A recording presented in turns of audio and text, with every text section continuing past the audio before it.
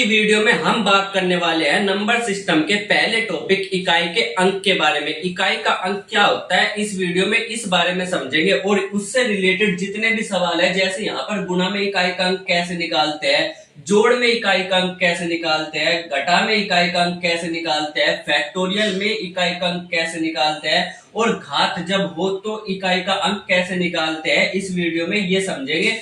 और जब हम ये वीडियो कंप्लीट कर लेंगे तो इसके कमेंट सेक्शन में आपको इस वीडियो से रिलेटेड सारी की सारी पीडीएफ मिल जाएगी, जिसमें से आप अपने क्वेश्चन की प्रैक्टिस कर सकते हैं। तो चलिए शुरू करते हैं इस वीडियो को। सबसे पहले हम समझते हैं इकाई का अंक होता क्या है। इकाई का अंक होता क्या है, तो देखो अगर हम कोई भी नंबर लिखते जैसे कि 2, 3, 4, 8, ये हमने कोई भी नंबर लिख दिया तो हम इसको कैसे पढ़ते थे बचपन में? इकाई, दाई, सैकड़ा, हजार, 10,000। इकाई, दाई, सैकड़ा, हजार, 10,000, लाख, इसको हम क्या बोलते थे? इकाई। क्या बोलते थे? इकाई। ठीक है। और इसको हम क्या बोलते थे? दाई। इसको हम क्या बोलते थे? सैकड़ा। तो यहां तक आप लोगों को पता ही होगा। तो इसमें जो मेन इंपॉर्टेंट चीज है, हम शुरुआत वाले को नंबर को क्या बोलते थे? इकाई। और इसी को ही हम बोलते हैं इकाई का अंक। जो भी नंबर शुरुआत में हो उसी को ही इकाई का अंक बोलते हैं। जो भी संख्या या जो भी अंक, इकाई का अंक वही कहलाता है जो शुरुआत में हो। जैसे अगर हमने ये देख लिया तो इसका जो शुरुआत, पीछे से शुरुआत यानी कि आगे से लास्ट डिजिट, जो अंतिम डिजिट होगी उसी को ही क्या बोल लेंगे? इकाई का अंक। अगर हमें इसमें से निकालना हो तो इसमें इकाई का अंक क्या हो जाएगा? 1 हो जाएगा। अब इकाई के अंक से रिलेटेड जितने सवाल आते हैं उसमें डायरेक्ट पूछा जाता है कि इकाई का अंक क्या होगा। जैसे यहाँ पर देखो क्वेश्चन में पूछ रखा है इकाई का अंक क्या होगा, इकाई का अंक क्या होगा, इकाई का अंक क्या होगा। तो इस तरीके से जो भी सवाल आएगा उसमें डायरेक्ट पूछेगा कि इकाई का अंक क्या होगा। और इसके अलावा अगर हमें बहुत सारे सवाल ऐसे होते हैं जिसमें हम अपना दिमाग लगा करके ये देख लेते हैं कि इकाई का अंक क्या आना चाहिए या हमारा आंसर क्या आना चाहिए। तो आने वाले समय में इस तरीके के क्वेश्चन सीखेंगे, पर अभी के समय में हम केवल ये सीखेंगे जब क्वेश्चन में ये दे रखा हो कि इकाई का अंक क्या होगा तो किस तरीके से निकालते हैं। सबसे पहले देखेंगे प्लस वाले में। सबसे पहले इसमें प्लस वाले में कि प्लस वाले में इकाई का अंक कैसे निकालते हैं। अगर मान लो हमें कोई भी नंबर दे रखा है जैसे ये, ठीक है, और इसके बीच में प्लस है, दो नंबरों के बीच में क्या है? प्लस है, और हमें कह दिया कि इन दोनों का इकाई का अंक निकाल लो। तो किस तरीके से निकाल लेंगे इकाई का अंक? तो सबसे पहले हम इसके इकाई का अंक उठाएंगे, ठीक है, दूसरे में हम इसका इकाई का अंक उठाएंगे। दोनों इकाई के अंक उठाए हमने और इसको क्या कर दिया? जोड़ दिया। इसको क्या कर देंगे? जोड़ देंगे। और जोड़ के जो आंसर आएगा, जैसे यहाँ पर आ गया 13, तो 13 का जो लास्ट का नंबर होगा उसी को क्या बोल लेंगे हम? इकाई का अंक बोल लेंगे। तो इस तरीके से प्लस वाले में इकाई का अंक निकलना जाता है। अगर एक और सवाल आप देखना चाहो इस पे तो दूसरा सवाल आप देख सकते हो, ठीक है। ये कोई नंबर दे रखा और बोला हमसे इसका इकाई का अंक निकाल लो। तो सबसे पहले हम यहां से उठाएंगे 5 और यहां से उठाएंगे 1 और इन दोनों के क्या कर देंगे? जोड़ कर देंगे। तो हमारा आंसर क्या आ गया? 6। तो यही क्या होगा? हमारा इकाई का अंक हो जाएगा। अगर इसके अलावा एक और सवाल अगर आप ट्राई करना चाहो तो ये देख लो।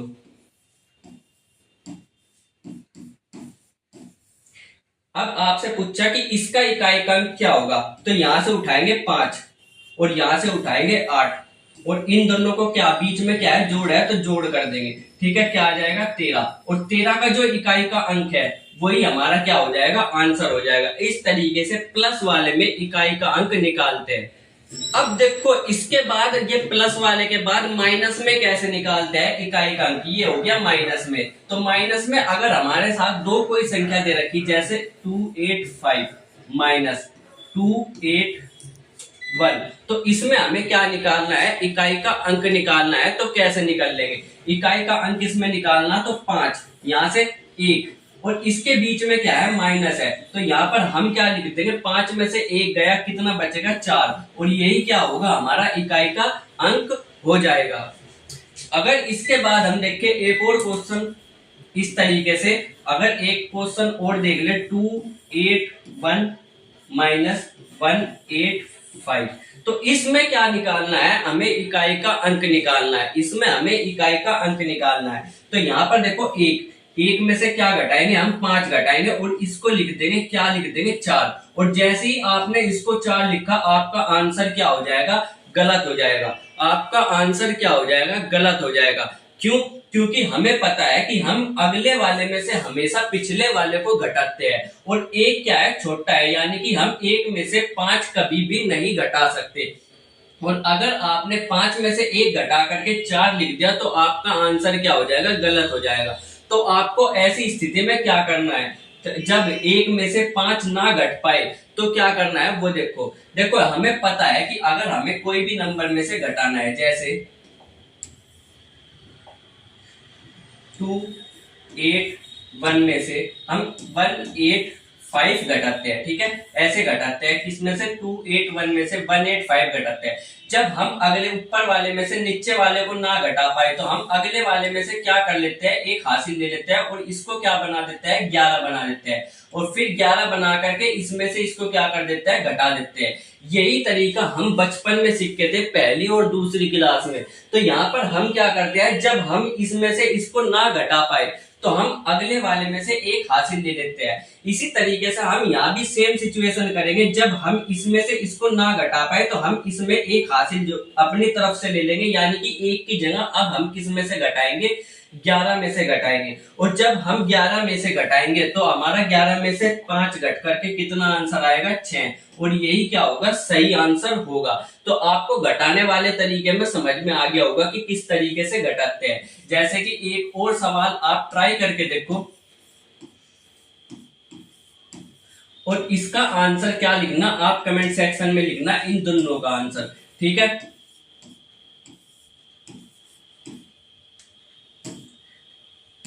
ठीक है, इन दोनों सवालों का आंसर आप कमेंट सेक्शन में जरूर लिख करके बताना कि इसका आंसर क्या आएगा, ठीक है। अब इसके बाद हम देखते हैं गुना वाला। तो गुना वाले में हम किस तरीके से इकाई का अंक निकालते हैं, गुना वाले में हम किस तरीके से इकाई का अंक निकालते हैं। तो गुना वाला जैसे अगर हमें दे दिया 2, तो ये हमें दे दिया और इसमें कहा कि हमें इकाई का अंक निकाल करके बताओ। तो इकाई का अंक कैसे निकलेगा, तो सबसे पहले हम यहां से उठाएंगे 6 और यहां से उठाएंगे 2, ठीक है। यहां से उठाएंगे 6 और यहां से उठाएंगे 2 और इन दोनों के आपस में गुणा कर देंगे। 6 दूनी कितना होता है, 12 होता है। और 12 का जो लास्ट का नंबर आएगा वही क्या होगा, हमारा इकाई का अंक होगा। तो ये बहुत ही आसान है गुणा करने वाला तरीका। अगर एक और सवाल ले ले हम इसमें, ठीक है, तो ये सवाल दे दिया और इसमें कहा कि इकाई का अंक हमें निकाल करके बताओ।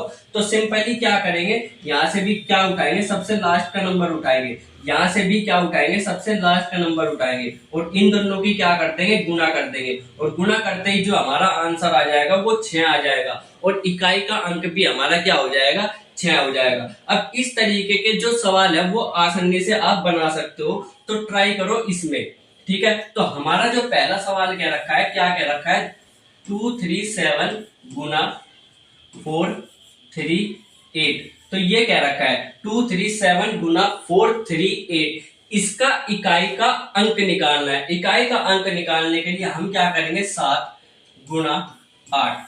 8 सत्ते कितना होता है, 56 होता है। ये आपको पता ही होगा, 8 सत्ते कितना, 56। तो 56 के इकाई का अंक क्या हो जाएगा, 6 हो जाएगा। तो हमारा आंसर क्या आ जाएगा, इससे 6 हमारा आंसर आ जाएगा, ठीक है। यहां तक कोई दिक्कत किसी भाई को अब तक का नहीं हुई होगी, ठीक है। तो अब देखते हैं अगले वाला सवाल क्या क्या रखा है। तो इसमें दो चीज है, 7 6 4 3, ठीक है। तो क्वेश्चन यहाँ पे लिख ले, 7 6 4 3 प्लस 8 9 2 7 माइनस 5 6 7 और 8, ठीक है। 5 6 7 और 8, 5 6 यहां लिख लेते हैं, 7 6 4 3 प्लस 8 9 2 7 माइनस 5 6 7 8। ठीक है, तो ये एक सवाल है और इसमें हमें क्या निकालना है, इकाई का अंक निकालना है। तो इसमें क्या करेंगे, यहां से हम उठाएंगे 3, यहां से हम उठाएंगे 7 और यहां से हम उठाएंगे 8। तो 3 और 7 और 8, इसमें क्या है, 3 और 7 के बीच में प्लस है तो प्लस, 7 और 8 के बीच में माइनस है तो माइनस। अब यहां से हम क्या करेंगे, 3 और 7 कितना होता है 10, और 10 में से क्या 8 घटा देंगे तो हमारा आंसर कितना आ जाएगा 2, और यही क्या हो जाएगा, हमारा इकाई का अंक हो जाएगा। यही क्या हो जाएगा, हमारा इकाई का अंक हो जाएगा इस तरीके से। अब अगला जो सवाल है वो कह रखा है हमें फैक्टोरियल में निकालना। तो फैक्टोरियल के अंदर इकाई का अंक कैसे निकालते हैं वो समझते हैं। देखो, अब समझो फैक्टोरियल में इकाई का अंक कैसे निकालते हैं। फैक्टोरियल का मतलब क्या होता है, सबसे पहले ये समझो। फैक्टोरियल, अगर आपके सामने कहीं ऐसा लिखा हुआ हो, अगर आपके सामने कहीं ऐसा लिखा हुआ हो, ऐसा जैसे ये और इसके अंदर ये 4, ठीक है, या इसी के ही अगर ऐसा भी कहीं ना कहीं लिखा हुआ हो, तो इन दोनों का मतलब क्या होता है, एक ही होता है। और इन दोनों चिन्हों को क्या बोलते हैं, फैक्टोरियल बोलते हैं। अगर आप कॉपी में लिखोगे तो ज्यादातर कॉपी में लिखा हुआ आपको ऐसा पाएगा और किताबों में लिखा हुआ आपको ऐसा पाएगा। दोनों का मतलब बिल्कुल सेम होता है, ठीक है। अब इसका क्या मतलब होता है वो समझो। अगर हमने लिख रखा है ऐसे 4 फैक्टोरियल, तो इसका मतलब क्या होता है कि 1 गुना 2 गुना 3 गुना 4। तो इसका मतलब क्या होता है, 1 से लेकर के 4 तक की गुना। अगर हमने लिख दिया 8 फैक्टोरियल, तो इसका क्या मतलब होगा, 1 गुना 2 गुना 3 गुना 4 गुना 5 गुना 6 गुना 7 गुना 8। ठीक है, तो यहां तक आप समझ गए होंगे कि 4 फैक्टोरियल का मतलब है 1 से लेकर के 4 तक के सारे नंबरों की क्या करनी है, हमें गुना करनी है। और 8 फैक्टोरियल का मतलब क्या है, 1 से लेकर के 8 तक के सारे नंबरों की हमें गुना करनी है। अगर यहाँ पर 5 फैक्टोरियल लिख दे तो इसका मतलब होगा 1 गुना 2 गुना 3 गुना 4 गुना 5। तो इस तरीके से हम क्या लिखते हैं, फैक्टोरियल को लिखते हैं। अब फैक्टोरियल को निकालते कैसे है, जैसे मान लो 1 फैक्टोरियल लिख रखा है तो यानी कि 1, ठीक है, यहां तक कोई दिक्कत। 2 फैक्टोरियल लिख रखा है तो 1 गुना 2 फैक्टोरियल लिख रखा है तो इसका मतलब क्या होगा, 1 गुना 2, ठीक है। और 1 गुना 2 कितना होता है, 2 होता है। 1 गुना 2 कितना होता है, 2 होता है। अगर 3 फैक्टोरियल लिख रखा है तो 1 गुना 2 गुना 3, ठीक है, तो ये कितना हो जाएगा, 1 गुना 2 2 2 तिया 6, ठीक है, यहां तक कोई दिक्कत। 4 फैक्टोरियल का मतलब क्या होता है, 1 गुना 2 गुना 3 गुना 4, और जब इन सारों के आपस में गुना करेंगे तो कितना आ जाएगा, 24।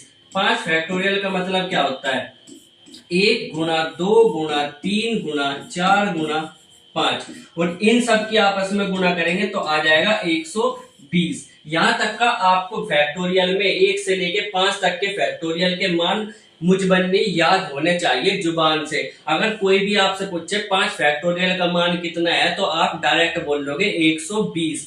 6 फैक्टोरियल का मान कितना है तो होता है 720। 6 फैक्टोरियल का मान कितना होता है, 720, ठीक है। 3 गुना 4 गुना 5 गुना 6 बराबर कितना हो गया, 720, ठीक है। अब यहां तक आप केवल इतना ही याद कर सकते हो फैक्टोरियल में। अब हमें इसमें यह देखना है कि इकाई का अंक क्या होता है। तो 1 फैक्टोरियल के इकाई का अंक क्या होगा, 1 होगा। 1 फैक्टोरियल के इकाई का अंक क्या होगा, 1 होगा। 2 फैक्टोरियल के इकाई का अंक क्या होगा, 2 होगा। 3 फैक्टोरियल के इकाई का अंक क्या होगा, 6 होगा। 4 फैक्टोरियल के इकाई का अंक क्या होगा, 4 होगा। 5 फैक्टोरियल के इकाई का अंक जो होता है वो होगा 0, और 6 फैक्टोरियल के इकाई का अंक भी क्या होगा, 0, और 7 फैक्टोरियल के इकाई का अंक भी क्या होगा, 0। अगर हम 5 फैक्टोरियल से बड़ा कोई भी नंबर ले ले, 6 factorial, 7 factorial, 8 factorial, 9 factorial, 10 factorial, 50 factorial, 1 lakh factorial, तो सबके इकाई का अंक जो होता है वो 0 ही होता है। यहां से आप ये नोट में डाल सकते हो। 5 से बड़े, 5 या 5 से बड़े कोई भी नंबर का फैक्टोरियल के इकाई का अंक हमेशा क्या होता है, 0 ही होता है। तो अब आप इस सवाल को बहुत आसानी से कर सकते हो। अगर आप इस सवाल को करना चाहो तो बहुत ही आसानी से अब इस सवाल को आप कर सकते हो। तो 15 फैक्टोरियल बता रखा है, पूछ रखा है यहाँ पर 15 फैक्टोरियल के इकाई का अंक क्या होगा। और मैंने अभी आपको बताया कि 5 या 5 फैक्टोरियल से बड़ा 5, या 5 फैक्टोरियल से बड़े का इकाई का अंक हमेशा क्या आता है, 0 ही आता है। इकाई का अंक क्या आएगा, हमेशा 0 ही आएगा। इकाई का अंक हमेशा 0 आएगा। ठीक है, 5 या 5 फैक्टोरियल से अगर कोई भी नंबर बड़ा हो तो इकाई का अंक 0 आएगा। और यहाँ पर 15 फैक्टोरियल है तो इसके इकाई का अंक भी क्या होगा, 0 ही आएगा। तो इस तरीके से आप फैक्टोरियल में किसी के भी फैक्टोरियल के इकाई का अंक निकाल सकते हो। अगर मैं आपसे पूछूं तो बताओ 4 फैक्टोरियल के इकाई का अंक क्या होगा। ठीक है, आप सवाल का जवाब दो कि 4 फैक्टोरियल के इकाई का अंक क्या होगा। 4 फैक्टोरियल के इकाई का अंक क्या होगा, तो हमें पता है कि 4 फैक्टोरियल का जो मान होता है वो होता है 24। ठीक है, 4 फैक्टोरियल के मान होता है 24। मैंने अभी आपको बताया था कि 4 फैक्टोरियल के का जो मान होता है वो कितना होता है, 24 होता है। अगर नहीं यकीन आ रहा तो यहाँ पर देख लो, 4 फैक्टोरियल का मान कितना होता है, 24। और 24 का इकाई का अंक कितना होता है, 4 होगा। ठीक है, यहाँ तक कोई दिक्कत। 10 फैक्टोरियल का मान बताओ। अब 10 5 से बड़ा है और अगर हमें 5 से बड़ा किसी भी नंबर के फैक्टोरियल का मान निकालना हो तो हम क्या बोल लेंगे, डायरेक्ट 0। 2 फैक्टोरियल का मान कितना होता है, 2 होता है, तो इसके इकाई का अंक कितना हो जाएगा, 2 ही हो जाएगा। इस तरीके से आप फैक्टोरियल में इकाई का अंक बहुत ही आसानी से निकाल सकते हो। अब इसके बाद नंबर सिस्टम में एक चीज और है जो इकाई के अंक में आती है, वो क्या है, पावर में जब कोई नंबर हो तो उसको कैसे निकालते हैं। जैसे अगर हमने मान लिया कि हमें दे रखा है 2 4 की पावर 7, तो ये कैसे निकल लेंगे हम पावर में इकाई का अंक। तो इसको कैसे निकल लेंगे वो समझो। सबसे पहले हम समझते हैं कि इसके भी आसान वाला कैसे निकालते हैं। जैसे कि मान लो अगर हमें दे दिया 4 की पावर 2, तो इसके इकाई का अंक हम कैसे निकल लेंगे। तो हमें पता है 4 की पावर 2 का मतलब होता है 4 गुना 4। यहाँ तक किसी भाई को कोई भी दिक्कत नहीं होनी चाहिए। 4 गुना 4 कितना होता है, 16। 4 गुना 4 बराबर कितना होता है, 16। और इसका इकाई का अंक क्या आ जाएगा, 6 आ जाएगा। यहाँ तक किसी को कोई दिक्कत परेशानी, ठीक है। चलो, अगर हमें बोल दिया 5 की पावर 5 का इकाई का अंक बताओ, 5 की पावर 5 का इकाई का अंक बताओ, तो हम क्या लिखेंगे, 5 गुना 5 गुना 5 गुना 5 गुना 5। ठीक है, तो 5 गुना 5 गुना 5 गुना 5, तो हमें इसके इकाई का अंक निकालना है। तो हम क्या कहेंगे, देखो 5 पंजे कितना होता है, 25। 5 पंजे 25। अब 25 का इकाई का अंक 5। अब इसकी अगले वाले के साथ गुना करेंगे तो 5 पंजे कितना हो गया, 25। इकाई का अंक कितना हो गया, 5। इसकी अगले वाले के साथ गुना करेंगे तो 5 पंजे 25। इकाई का अंक कितना हो गया, 5। इसकी अगले वाले के साथ गुना करेंगे, 5 पंजे कितना हो गया, 25। और लास्ट वाले का 25 के इकाई का अंक क्या हो जाएगा, 5 हो जाएगा। तो इस तरीके से इस पूरे के इकाई का अंक क्या हो जाएगा, 5 हो जाएगा। अगर एक और सवाल आप देखना चाहो इसमें, जैसे हो गया 24 की पावर 3, तो इसके इकाई का अंक कैसे निकलेगा। तो हमें पता है 24 का मतलब 24 की पावर के 3 का मतलब होता है 24 गुना 24 गुना 24। ठीक है, 24 गुना 24 गुना 24। ठीक है, अब हमें इकाई के अंक निकालना है तो हमें केवल इकाई के अंक से मतलब होना चाहिए। यानी कि इसका इकाई का अंक 4, इसके इकाई का अंक 4 और इसके इकाई का अंक भी 4। और 4 गुना क्या हो जाएगा, 4। अब इसमें क्या करेंगे, तो 4 की पावर 4 की गुना 4 में करेंगे तो कितना हो जाएगा, 16। 16 का क्या आता है, 6। और 6 की गुना किस में करेंगे, 4 में करेंगे तो क्या आ जाएगा, 24। और 24 के इकाई का अंक क्या हो जाएगा, 4 हो जाएगा। इस तरीके से हमारा जो आंसर आएगा वो क्या आ जाएगा, 4 आ जाएगा। पर यहाँ तक अब तक हमारा बहुत ही ज्यादा इजी था, क्योंकि पावर क्या थी, बहुत ही छोटी छोटी पावर थी। 3 हो गई, 5 हो गई, ये छोटी छोटी पावर है। तो अब हम अगर इसी चीज को थोड़ा और हार्ड कर दे, जैसे अगर मैं लिख दूं 1 2 5 6 8, तो इसका मान निकाल लो। तो भाई ये जो सवाल है, अब इसका इकाई का अंक निकालना हमें। अब इकाई का अंक कैसे निकाल लेंगे, देखो यहाँ पे हमें पता है कि जब पावर जो है बहुत ही ज्यादा बड़ी आ जाए, जब बहुत ही ज्यादा पावर बहुत ही ज्यादा बड़ी आ जाए और हमारी समझ में ना आए कि इस पावर को कैसे सोल्व करेंगे, तो हम केवल पीछे के 2 नंबर उठाएंगे। केवल पीछे के 2 नंबर उठाएंगे, कितने, केवल 2। और केवल 2 नंबर उठा करके इसको क्या कर देंगे, हम 4 से क्या कर देंगे, भाग कर देंगे। इसको उठा करके हम 4 से भाग कर देंगे। कितने से? 4 से। ठीक है, कितने से? 4 से भाग कर देंगे। अब 4 से जब हम इसको भाग करेंगे तो 4 दूनी क्या होता है? 8 और 1। हमारा जो शेषफल बचेगा वो कितना बचेगा? 1 बचेगा। जो हमारा शेषफल बचेगा वो कितना बचेगा? 1 बचेगा। क्या बचेगा? शेषफल 1 बचेगा। अब शेषफल जो 1 बचेगा, इस पूरे को हटा करके इसकी जगह हम क्या लिखेंगे? शेषफल 1 लिख देंगे। इस पूरी पावर को हटा करके इसकी जगह हम क्या लिख देंगे? 1 लिख देंगे। पूरी पावर को हटा करके इसकी जगह पर हम लिख देंगे 1 लिख देंगे। अब यहाँ पर हमें यूनिट डिजिट निकालना, तो यानी कि 23 की पावर 1 का मतलब होता है 23, और 23 का जो इकाई का अंक होता है वो होता है 3। 23 का इकाई का अंक क्या होगा? 3 होगा। तो इस तरीके से हम क्या करते हैं? अपने सवाल को करते हैं। अब एक और सवाल देखो, जैसे 2 8, तो ये हमारा क्या है? सवाल है। ये हमारा क्या है? सवाल है। ये हमारा एक सवाल है और इसमें हमें क्या निकालना है? इकाई का अंक निकालना है। इकाई का अंक निकालना है। तो सबसे पहले हम क्या करेंगे? इतनी बड़ी पावर दे रखी, तो इतनी बड़ी पावर को थोड़ा छोटा करेंगे। छोटा करने के लिए हम लास्ट के 2 नंबर उठाएंगे। लास्ट के 2 नंबर उठाएंगे और इसको क्या करेंगे? 4 से भाग करेंगे। 4 से जब हम इसको भाग करेंगे तो 4 दूनी क्या हो जाएगा? 8 हो जाएगा। 0, फिर 5, 4 एकम 4 हो जाएगा। ठीक है, 4 एकम 4, और शेषफल क्या बचेगा? 1 बचेगा। शेषफल क्या बचेगा? हमारा 1 बचेगा। तो इस पूरी पावर को हटा करके, इस पूरी पावर को हटा करके हम इसकी जगह क्या लिखेंगे? पूरी पावर को हटा करके हम इसकी जगह क्या लिखेंगे? 1 लिखेंगे। पूरी पावर को हटा करके इसकी जगह 1 लिखेंगे। और 2 24 38 की पावर 1 है, तो इसका मान कितना हो जाएगा? 24 38 हो जाएगा। और इसके इकाई का अंक क्या हो जाएगा? 8 हो जाएगा। तो इस तरीके से जब हमें पावर में दे रखा हो कोई भी मान, तो इस तरीके से हम निकालते हैं। ठीक है, यहां तक कोई दिक्कत? अब इस सवाल को सोल्व करो। अब इस सवाल को सोल्व करने के लिए सबसे पहले हमें 9 की पावर 12 इसका इकाई का अंक निकालना पड़ेगा। फिर 7 की पावर 11 इसका इकाई का अंक निकालना पड़ेगा। और फिर जो इसका इकाई का अंक आएगा, इसका इकाई का अंक आएगा, उन दोनों को माइनस करना पड़ेगा। और माइनस करके जो हमारा आंसर आएगा वही हमारा इकाई का अंक होगा। तो सबसे पहले हम निकालते हैं 9 की पावर 12।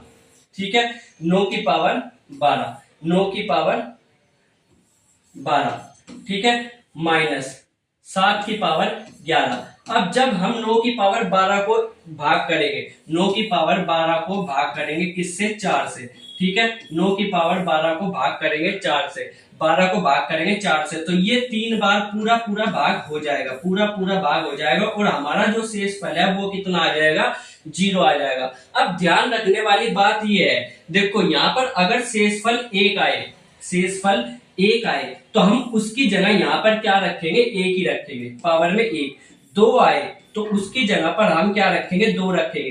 3 आए तो उसकी जगह पर हम क्या रखेंगे? 3 रखेंगे। और अगर 0 आए तो उसकी जगह पर हम क्या रखेंगे? 4 रखेंगे। उसकी जगह पर हम क्या रखेंगे? 4 रखेंगे। तो यहाँ पर 9 की पावर क्या है? 12, तो 9 की पावर 12 है और शेषफल क्या है? 0 आया, तो 12 की जगह, 0 की जगह हम क्या रखेंगे? यहाँ पर 4 रखेंगे। तो 9 की पावर 4 माइनस 7 की पावर 11 है। और जब हम 11 को 4 से भाग देंगे तो हमारा शेषफल क्या आएगा? 3 आएगा। ध्यान देकर देखना, जब हम 11 को 4 से भाग देंगे तो हमारा शेषफल क्या आएगा?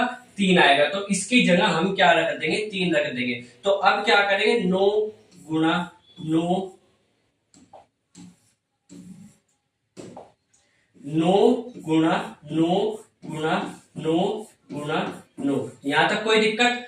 माइनस 7 गुणा 7 गुणा 7, यहां तक किसी भाई को कोई भी दिक्कत नहीं होगी अब तक। तो अब यहाँ क्या करेंगे? 9 नम कितना होता है? 81। 9 नम 81 का 1 नम कितना होगा? 9।